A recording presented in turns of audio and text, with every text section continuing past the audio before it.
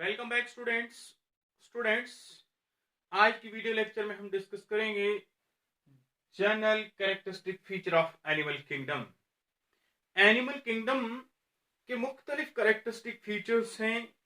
उन characteristic features को study करना हमारे लिए जरूरी है। वो बेसिक कैरेक्टरिस्टिक फीचर्स डिफरेंट तरह के हैं, like level of organisation, like body plan, like respiration, circulation, digestive system etcetera. हम मुख्तलिफ एनिमल्स में मुख्तलिफ तरह के ये फीचर्स देखते हैं। तो स्टार्ट करते हैं। सबसे पहली चीज है, one is the level of organisation. Level of organisation, level of organisation का मतलब क्या है कि जो एनिमल्स हैं वो किस लेवल के एनिमल्स हैं, यानी क्या वो सेल लेवल है, टिश्यू लेवल है, ऑर्गन लेवल है। तो इसमें डिफरेंट स्टेप्स हैं, डिफरेंट लेवल ऑफ ऑर्गेनाइजेशन है। तो सबसे पहला स्टेप इसमें होता है cellular level. Cellular level, cellular level, cellular level का मतलब क्या है? बहुत सारे ऐसे ऑर्गेनिजम्स हैं जिनमें सिर्फ सेलुलर लेवल है, यानी सिंपल सेल्स मौजूद उसके अंदर हैं, कोई टिश्यू नहीं बना हुआ है। और वही सेल जो है उनके यहाँ डिवीजन ऑफ लेबर है, यानी वो मुख्तलिफ फंक्शंस परफॉर्म करते हैं। तो इस तरह का लेवल हमें किस में मिलता है? स्पॉन्जेस। जो सबसे पहला ही फाइलम है एनिमल किंगडम का, that is known as phylum porifera. Invertebrates के कॉलम की बात करते हैं तो it is phylum Porifera. We can say that sponges उनमें सेलुलर लेवल ऑफ ऑर्गेनाइजेशन है, यानी इनमें टिश्यू भी अभी नहीं बना है, सेल मौजूद है, वो ही डिफरेंट फंक्शंस परफॉर्म्स कर रहे हैं। That is known as cellular level. Second level होता है टिश्यू लेवल। टिश्यू लेवल का मतलब क्या है? इसमें सेल अब जुड़ रहे हैं, कंबाइन हो रहे हैं, टिश्यू बना रहे हैं और टिश्यू बनने के बाद ये फंक्शंस परफॉर्म कर रहे हैं। ये हमारी सेकंड फाइलम में हमें मिलता है। जैसे सिलेंट्रेट्स के मेंबर्स हैं, like you can say that hydra में हमें मिलेगा, हमें ओबेलिया के अंदर ऐसा दिखने को मिलेगा। ये कौन सी फाइलम है? It is the second phylum, that is known as coelenterata. उसमें कौन सा लेवल है? Tissue level. उसके बाद तीसरा लेवल होता है organ system level. Organ system level का मतलब क्या है? ये थोड़ी और डेवलप्ड ऑर्गेनिजम्स हैं, इनमें ऑर्गन जुड़े हुए हैं और ऑर्गन जो है उन्होंने सिस्टम बनाया हुआ है। मैं आपको एग्जांपल दूंगा, जैसे हमारे यहाँ हायर एनिमल्स की बात करते हैं।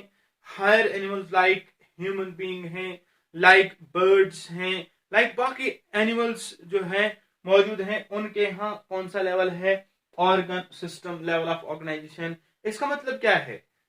ऑर्गन्स का एक सिस्टम बना हुआ है, जैसे digestive system, circulatory system, respiratory system. तो ये है सबसे लास्ट लेवल ऑफ ऑर्गेनाइजेशन। जैसे डाइजेस्टिव सिस्टम की बात करेंगे, उसमें एक ऑर्गन नहीं बल्कि बहुत सारे ऑर्गन जुड़कर एक सिस्टम बना है, जैसे mouth, then oesophagus, then stomach, then small intestine, large intestine. ये सारा क्या एक सिस्टम बन गया है। इस तरह से सर्कुलेटरी सिस्टम, इसमें भी हार्ट है, इसमें ब्लड वेसल्स हैं, ब्लड है, ये एक सिस्टम बना हुआ है। नर्व सिस्टम में न्यूरॉन्स हैं, उसके अलावा ब्रेन है, उसके अलावा इसमें स्पाइनल कार्ड एक्सेट्रा एक्सेट्रा। कहने का मतलब यह है कि एक वेल ऑर्गेनाइज्ड सिस्टम है। That system is known as organ level of organisation. ये हायर एनिमल्स के अंदर ऐसा मौजूद है, हायर एनिमल्स में पाया जाता है। नेक्स्ट दूसरी बात होती है बॉडी प्लान। बॉडी प्लान कैसा है, यानी बॉडी किस तरह से है एनिमल्स की। इसमें भी हम देखेंगे मुख्तलिफ स्टेप्स। पहला स्टेप होता है cell aggregate plan. Cell aggregate plan का मतलब क्या है? बॉडी जो है बिल्कुल सिर्फ सेल्स मौजूद हैं और वही एग्रीगेट होकर सेल्स का मास है और वही सेल्स जो हैं मुख्तलिफ फंक्शन परफॉर्म कर रहे हैं। फिर हम किस में देख रहे हैं? ये स्पॉन्जेस के अंदर ऐसा दिखने को होता है। This is the cell aggregate plan. दूसरा होता है blind sac plan. This is the blind sac plan. Blind sac plan की बात करते हैं, इसमें क्या होता है, ये एक ऐसा सिस्टम है, इनमें माउथ मौजूद है और एनस इनके यहां मौजूद नहीं है। माउथ ही दोनों काम कर रहा है, वही फूड को लाने में भी मदद कर रहा है, वही फूड को एग्जिट करने में मदद कर रहा है। So it's a blind sac. हम बात करें अगर इस तरह से हम दिखाने की कोशिश करें, let this is the entry, यही एग्जिट भी है, एक ओपनिंग है, वही ओपनिंग एंट्री भी है और एग्जिट भी है। This type of plan is known as blind sac plan. It is in coelenterata के यहां पाया जाता है। This is the blind sac plan. और भी ऑर्गेनिजम्स के अंदर पाया जाता है, बट ब्लाइंड सैक प्लान में क्या समझा हमने, एक ओपनिंग है, वही ओपनिंग एंट्री भी बन रही है और वही ओपनिंग जो है एग्जिट का काम भी करती है। तीसरा होता है tube within tube plan. Tube within tube plan, ये जो बाकी एनिमल्स हैं, कॉर्डेट्स, नॉन कॉर्डेट्स के हायर एनिमल्स, इन सब के अंदर ये tube within tube plan है। ये tube within tube plan क्या है, लेट मान लीजिए ये कोई एनिमल है, let this is the animal, इसके यहां ऐसा सिस्टम है, let this is the mouth और इसके यहां इस तरह से ये सिस्टम मौजूद है। एक ट्रैक है, एलिमेंट्री कैनाल समझिए आप। तो ये ट्रैक क्या है, ये इसका एंट्री है, इट इज द माउथ, और ये इसका एग्जिट है, इट इज द एनस। तो tube within tube plan का मतलब क्या है, यहां बॉडी में दो ट्यूब्स हैं, एक तो इंटरनल ट्यूब है और एक एक्सटर्नल है।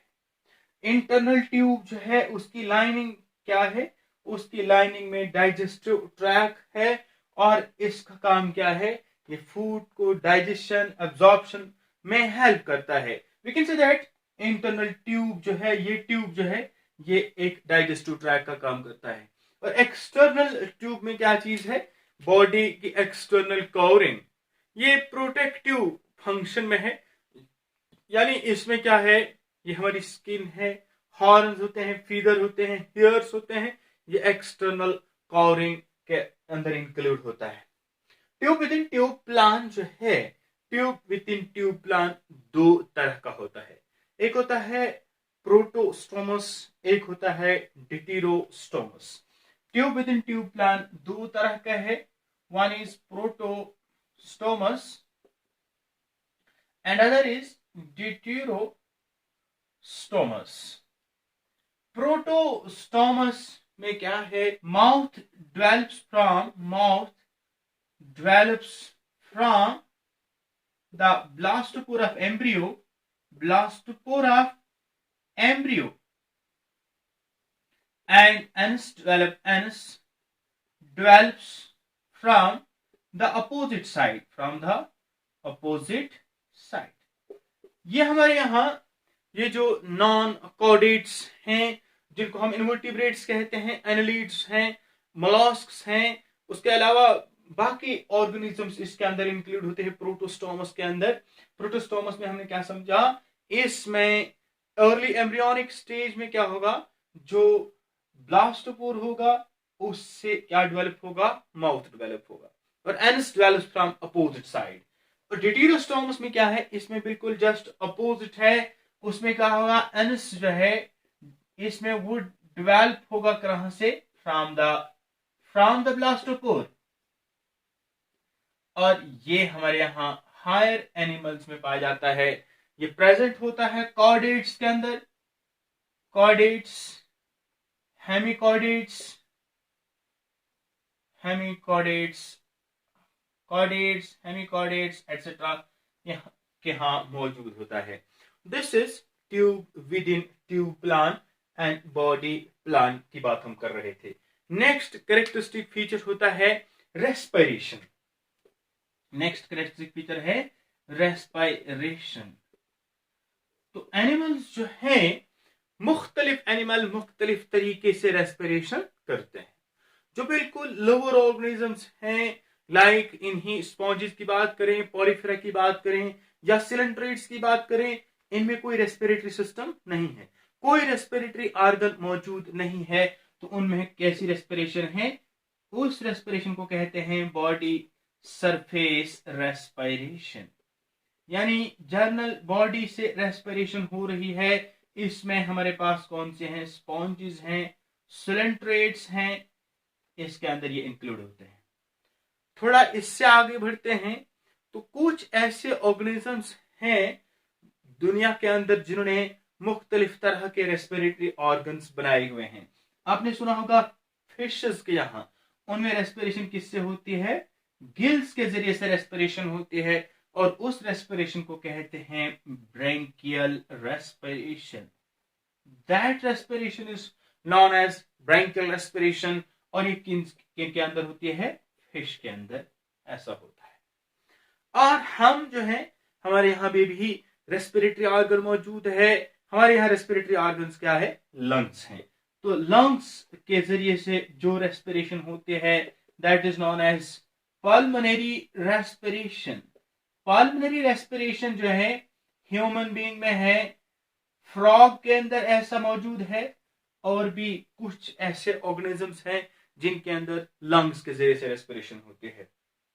कुछ ऐसे ऑर्गेनिजम्स हैं जिनमें रेस्पिरेशन स्किन के जरिए से होती है, लाइक अर्थवॉर्म। तो उस तरह की रेस्पिरेशन को क्या कहते हैं? स्किन की respiration, cutaneous respiration. Respiration with the help of the skin is known as cutaneous respiration. ये किस में होती है? It occurs in earthworm. और रेस्पिरेशन, कुछ ऐसे ऑर्गेनिजम्स हैं जिनमें रेस्पिरेशन किससे होती है?